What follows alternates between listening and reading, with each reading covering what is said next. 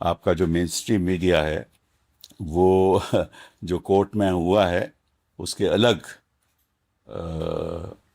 खबरें चला रहे हैं। ऐसी खबर के हमारी जो याचिका है वो डिसमिस हो गई। ये अपने आप में गलत है।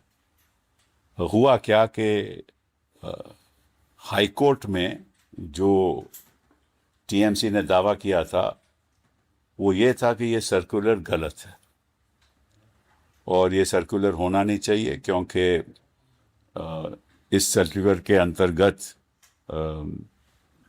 ये कहा गया है कि कमीशन को ये जानकारी है कि, और कई जगह से जानकारी मिली है कि वहाँ इलेक्शन के दौरान कुछ प्रॉब्लम्स होने वाली हैं हर बूथ में। तो इस वजह से इलेक्शन कमीशन ने ये तय किया है कि हर बूथ पे एक सेंट्रल गवर्नमेंट का नॉमिनी होगा, सेंट्रल गवर्नमेंट ऑफिसर की नियुक्ति की जाएगी।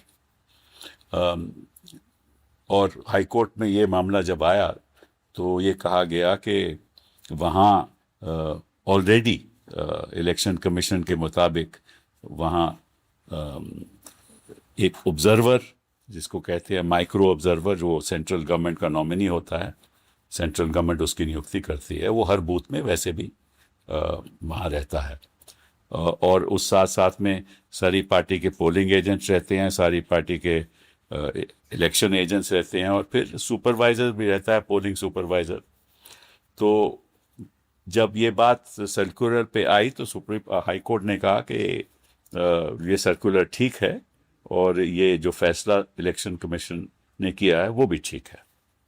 तो जब हम सुप्रीम कोर्ट आए तो हमने ये तय किया कि हम सर्कुलर को चैलेंज नहीं करेंगे, लेकिन ये कहेंगे, ये आग्रह करेंगे सुप्रीम कोर्ट से कि जो सर्कुलर है उसको आप लागू कीजिए। अब सर्कुलर 13 अप्रैल 2026 का है, तो वो सर्कुलर मैं आपको पढ़ भी देता हूँ, पहले समझा दूंगा फिर पढ़ भी लूँगा। उसमें ये लिखा है कि कई जगह से हमें जानकारी मिली है कि इरेगुलरिटीज़ होने वाली हैं इलेक्शन के प्रोसेस में, काउंटिंग के प्रोसेस में इरेगुलरिटीज़ होंगी। तो इसलिए हम चाहते हैं कि जो एक सेंट्रल गवर्नमेंट का employee apart from micro observer वहाँ रहे। ये फैसला है। तो हमने फिर कहा कि उसी सर्कुलर के अंतर्गत, वो मैं पढ़ देता हूं, वो कहता है कि from further a dedicated module is being incorporated in ECI net for randomization of counting personnel and generating of counting ID cards. The salient features of the proposed module are as follows. मतलब कि जो मोटी मोटी बात जो है circular के अंतर्गत उन्होंने कही है कि random selection of state government and central government employees from the respective personal databases for counting duty. तो इसका मतलब ये हुआ, सर्कुलर कहता है कि आप एक केंद्र का भी नॉमिनी वहां रख लीजिए और एक राज्य का भी नॉमिनी रख लीजिए। जो सरकारी मुलाजम होगा केंद्र का भी होगा और राज्य सरकार का भी होगा, और ये नियुक्ति उनकी होनी चाहिए। तो हमने सुप्रीम कोर्ट में कहा कि देखिए, उनका खुद का सर्कुलर कहता है, चलिए आप सेंट्रल गवर्नमेंट नॉमिनी रखना चाहते हैं तो रखिए, लेकिन साथ साथ एक स्टेट गवर्नमेंट नॉमिनी भी रखिए, उसकी भी रैंडमाइजेशन नाम करके रखिए।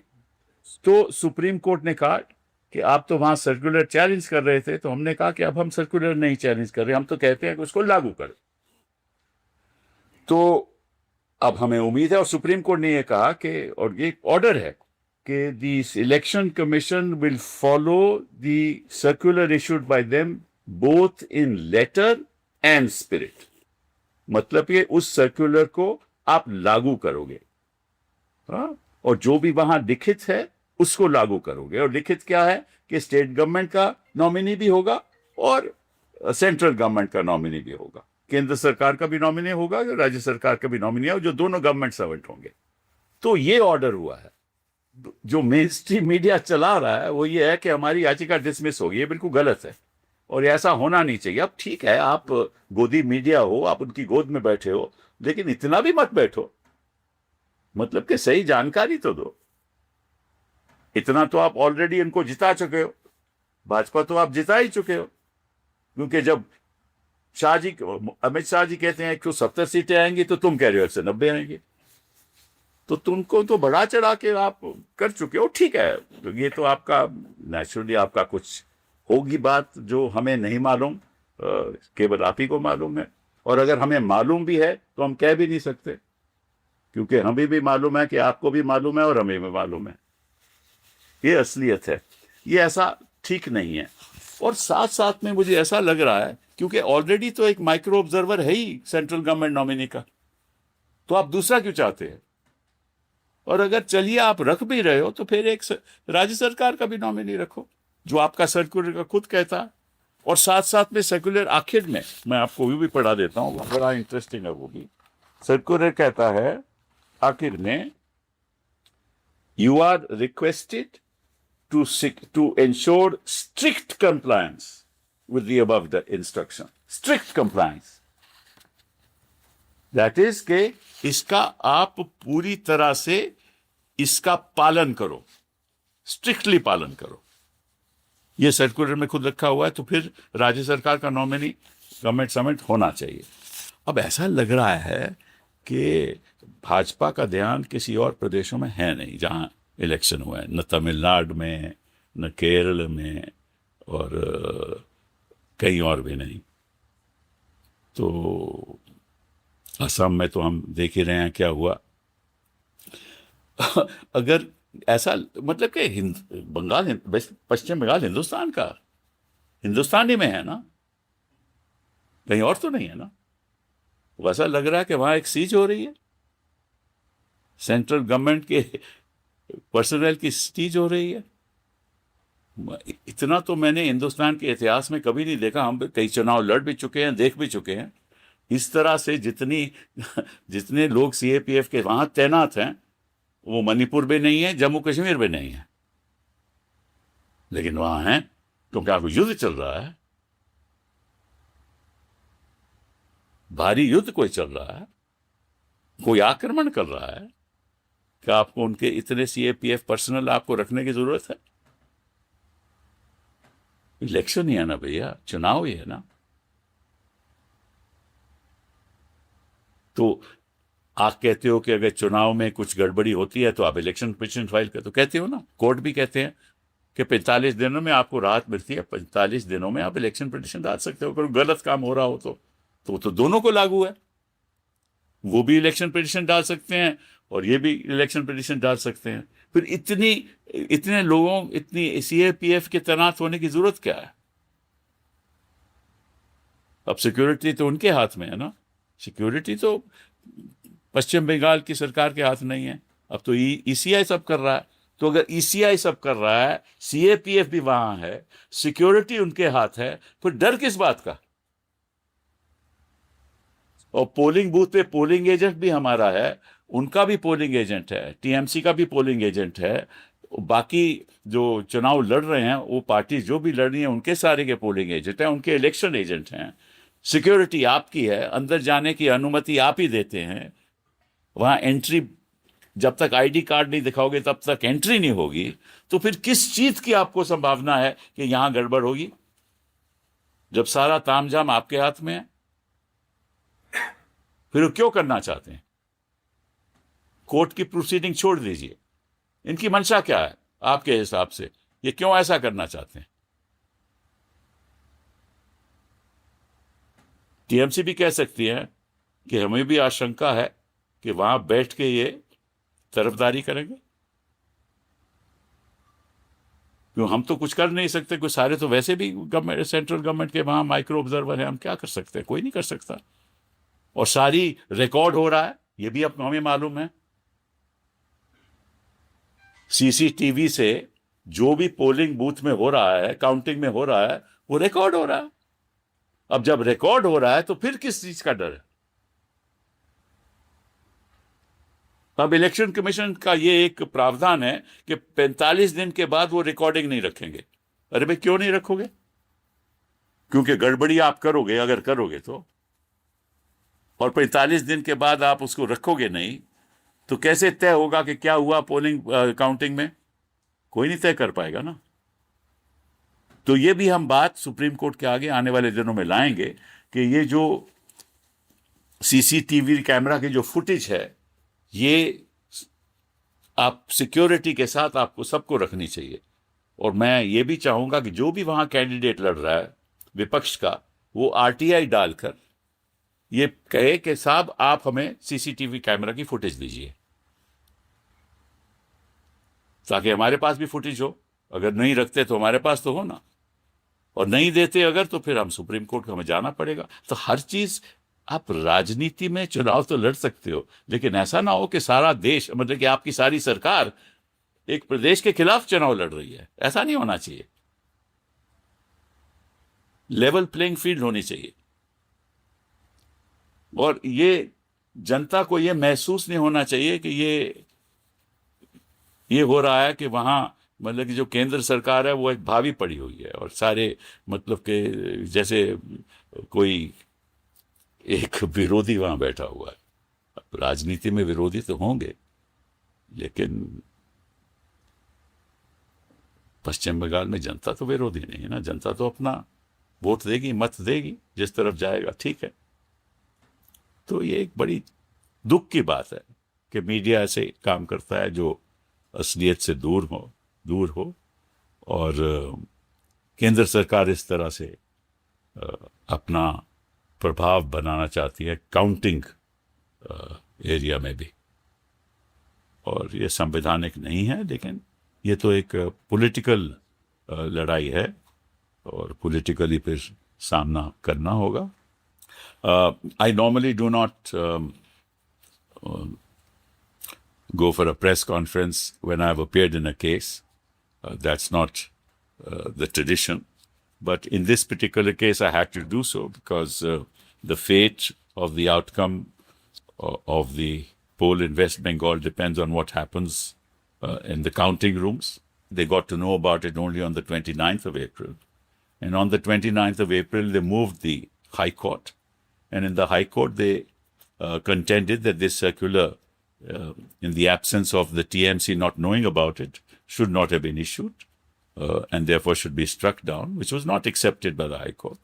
Then they said that what is the reason why the central government or the election commission is of the opinion that, and they've got information that there will be some problems at the time of counting, and that in every counting station throughout West Bengal, there have to be additional nominees of the central government. As you know, that in the counting room, there are the nominees of the counting agents of each political party present there. There is also a supervisor supervising the counting. Then there are the election agents of each political party that is present, that are present there. Now the Election Commission, through this circular of April 13, has said that in addition, there will be a central government employee or a public sector undertaking employee who will also be present in the counting room and at each table. Now, that also is a little surprising because there's already a nominee of the central government called a micro observer in the counting room at each table. So that's a bit unfortunate, but be that as it may, the High Court said, well, we're not going to interfere in this matter because the Election Commission has powers, wide powers to do what they wish to do. So we moved the Supreme Court, and in the Supreme Court, we never argued about the constitutionality of the circular. We merely said that whatever the circular is should be implemented by the Election Commission itself. And what the circular says is the following, and I'll read it out to you. This is the 13th April circular, and it says the following, namely, in view of the apprehensions expressed from various quarters, we don't know what those quarters are, regarding possible irregularities. So they are not saying there will be irregularities, possible irregularities during the process of counting of votes, and with a view to ensuring transparency, integrity, and orderly conduct of counting proceedings, the following protocol and arrangements are proposed for strict compliance at all counting centers. At least one among the counting supervisor and counting assistant at each table shall be a central government central PSU employee, right? And thereafter, in paragraph 9, to the end of the paragraph, they say further, this is the conclusion of the circular, a dedicated module is being incorporated in ECI Net for randomization of counting personnel and generation of counting ID cards. The salient features of the proposed module are as follows. Random selection, please note this, random selection of state government and central government employees from the respective personnel databases for counting duty. So there shall be a central government employee as well as a state government employee. There was no randomization done with the state government employee, which is why we argued that there should also be, follow your own circular and please appoint a state government employee through the process of randomization, as you've done in the case of central government employees. And then the circular at the end says, you are requested to ensure strict compliance with the above instruction, which means you have to appoint a state government employee as well as a central government employee through a process of randomization. So we said that please implement the circular. We did not challenge the circular in Supreme Court, or we didn't challenge the High Court order on that issue, which upheld the circular. So the Supreme Court ultimately passed an order that let this circular of April 13 be followed in both letter and spirit. And I've read it to you, what the letter says and what the spirit says. So we expect now the central government to appoint through a randomization process an employee of the state government in each of the polling stations to be at each of the counting stations, right? And on the counting tables. So that's the legal part of it. The other part that I want to emphasize is that, West Bengal is a part of India. And people of India should not get the feeling that a state is being targeted, or a political party which is in power is being targeted by a political party at the center, which controls, the government at the center. And that's very unfortunate, because the number of CAPF personnel that are present there, right, are far in excess of any personnel that have been present in Manipur and in Jammu and Kashmir, which is unfortunate because there's no war going on. This is an election, and in that election, people will participate. And if the election commission is in control of the security during the course of the election and counting, then how are they afraid that other forces will interfere and there'll be irregularities? They are in control of the CAPF. You cannot enter the counting station till such time as you show your ID card. The election agents of each political party, the counting agents of each political party will be present there. Nobody else will be allowed to enter. There's a central observer, that is a micro observer appointed by the central government present there. So what was the need of another person? But doesn't matter. If you want to have another central government employee, have then a state government employee as well, which is what your circular says. But what is the need when the security is controlled by you? Then who can interfere in that? And everyone knows that these proceedings at the counting tables are being recorded through CCTV cameras. That recording is also with the Election Commission, and that recording, according to them, will be available for 45 days, right? So then where is the fear that there will be irregularities, unless you want to commit an irregularity? You can't have a fear on irregularity. Maybe the TMC and other political parties feel that there will be irregularity at the instance of a political party in power. And it is only to ensure that there is a level playing field that the state government nominees should be there at each counting table. And that's absolutely necessary. And it's not fair the way the Election Commission is targeting only the state of West Bengal, as if elections are happening only there, while elections have happened in Kerala and Tamil Nadu and in Assam and Puducherry. But this is most unfortunate. It gives the wrong signal to the people of India, and especially to people in West Bengal. And I do believe that this is a procedure which is unheard of. It's never been done before. And I think at some stage we must persuade the Supreme Court to look at the powers of the Election Commission, even in the context of the fact that under Article 324, they have almost absolute powers in the course when an election takes place.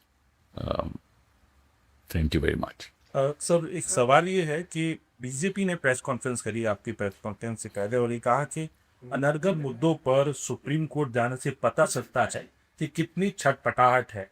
और India गठबंधन से सवाल करते हुए Sudhanshu Trivedi BJP के सांसद ने press conference करी, कहा कि इंडिया गठबंधन से सवाल है कि हिंसा मुक्त मतदान होने पर अगर किसी को समस्या उत्पन्न हो रही है उससे साफ है कि आतंक के ऊपर सत्ता बनाने का जो प्रयास था वो विफल हो गया। नहीं, देखिए, पहली बात तो यह है कि हिंसा मुक्त चुनाव तो होने चाहिए, ठीक है, और प्रभाव मुक्त भी होने चाहिए, ठीक है ना। तो जो इलेक्शन कमीशन है वो इंचार्ज है सिक्योरिटी की, तो हिंसा कैसे हो सकती है? सीएपीएफ तो उन्हीं के हैं, काउंटिंग स्टेशन उन्हीं के पास हैं, सेंट्रल गवर्नमेंट के नॉमिनी माइक्रो ऑब्जर्वर उनके लगे हुए हैं, एक और सेंट्रल गवर्नमेंट। तो इनको कहाँ से जानकारी मिली कि हर बूथ में, हर काउंटिंग बूथ में, हर काउंटिंग जगह पे इरेगुलरिटी होगी? मतलब कि बंगाल में कोई ऐसा काउंटिंग की जगह नहीं है जहाँ रेगुलरिटी नहीं होगी। इनको कहाँ से ये जानकारी मिली, बताएं? भाजपा को है ना जानकारी, तो भाजपा ही बता दे।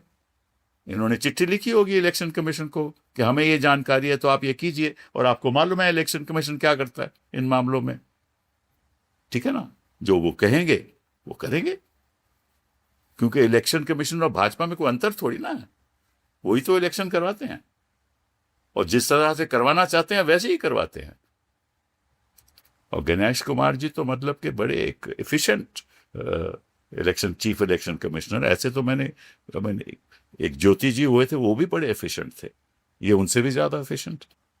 तो सर आज जो ऑर्डर है सुप्रीम कोर्ट का, उसके बाद इलेक्शन कमीशन फ्री है एडिशनल सेंट्रल जो वो तो जो सर्कुलर कह रहा है उसको लागू करे, हमें तो कोई इसमें प्रॉब्लम नहीं है। सर आपको क्या लगता है, क्या स्टेट गवर्नमेंट के एम्प्लॉइज को वो लोग एम्प्लॉय करेंगे? लगने की क्या बात है? सुप्रीम कोर्ट ने कहा है follow it in letter and spirit, इसमें मेरे लगने की क्या बात है? मुझे क्या लगना? If it's not implemented, could it be considered as unconstitutional? No. If it's not implemented, it is contempt. Right? So this in the last paragraph, the circular says random selection of. Random selection central government employ की होती है, state government की भी होगी from the database. So what would be the process of the random selection of the? Random is random, na? Random, not choreographed by Ganesh Kumar. Yes. Sir, one question here, sir. The circular of 13th April, first line you said that one central government employee will be there. At least one. At least one at each table. Right. The last part which you were saying, ki state government employees will also be there during randomization. That's The right. RO will do. That's right. So since it was there in the circular itself, what was the need to go to the Supreme Court, sir? Because they had not nominated. Their decision was not to nominate any state government employee through random selection. They had done so. They've done so in the case of central government employees or PSUs, employees of PSUs, but not in the state case. The case of that's why I clarified. I didn't want to attack the circular. I only said that please now implement it. That's all. And if they still don't implement it, then the irregularities, obviously, the needle of suspicion will be there at their doorstep. True letter in spirit, sir. The order has said that it should be implemented in true letter in spirit. That's correct. So are you? That means you are assuming that they will take state governments also employees now. I assuming, but that's the Supreme Court says. I'm not assuming anything. When it says in letter and spirit, then the Supreme Court is saying that I can't assume these things. I mean, I assume that the Election Commission will act bona fide, but they've not done it in the past, so I can't be certain of that. Sir बड़ा सवाल यही है, तो आप कह रहे हैं आपके लगोल बाप उसका दिख रहा है आपके प्रेस का यही कि जो पहले से सर्कुलर था उसको फॉलो नहीं किया जा रहा था, तो आप लोग सुप्रीम कोर्ट गए हैं और अब आपको ये पूरा आश्वासन है कि सुप्रीम कोर्ट के कंटेम्प्ट को कंटेम्प्ट नहीं करेगी। नहीं, बिल्कुल आश्वासन है कि जो उनका खुद का सर्कुलर है उसको लागू करेंगे, both in letter and spirit. Sir जो रिटन ऑर्डर आया है उसमें लिखा है कि तृणमूल कांग्रेस के जो एप्लीकेशन है उसको डिसमिस किया जा रहा है, तो ये मुझे तो नहीं, जो मैं कोर्ट में था, जो ऑर्डर डिक्टेट किया गया था वो तो नहीं, वो क्या है हाँ ऑर्डर में ये है कि लास्ट हाँ सर ये है So they have mentioned in the they have let me read out. Heard Mr. Kapil Sibal. I'll read out from the beginning. Heard Mr. Kapil Sibal and Ms. Minakshi Arora, learned senior counsel, appeared for the petitioner, and Mr. Damashishadri Naidu, learned senior counsel. Learned Senior Counsel appearing for the Election Commission, as well as Mr. Jishnu Chaudhary, Learned Senior Counsel appearing for respondent number 2 and 3. No further orders are necessary in this case except to record the statement of Mr. Damashishadri Naidu that the Election Commission will implement the circular dated 13th April 2026 in true letter and spirit. With those clarification, the special leave petition stands dismissed. Naturally Pending IA or IAs, if any, is and are disposed of. Naturally हमने जो मांगा था, उन्होंने कहा कि आप letter and spirit पे लागू कीजिए, तो और कुछ हमने मांगा नहीं था, तो डिसमिस हो गई in the light of that is what to be dismissed, but it is not dismissed without that, it obvious है, Letter is free जवाब दिया सर. वो तो है ही, वो तो लिखा हुआ है उसमें. So are you also saying that this is unprecedented? Never in the past has. No कौन से प्रदेश में ये हुआ? कहीं नहीं हुआ, क्योंकि जो इनका जो मोहब्बत है ना दीदी से, वो बहुत ज्यादा है. मीडिया जो चला रही है वो दैट डिसमिस सुप्रीम टीएमसी गलत है, बिल्कुल मीडिया बिल्कुल गलत चला रही है, लेकिन ये इनकी आदत है, ये सिर्फ मेन स्ट्रीम मीडिया की तो ये आदत है.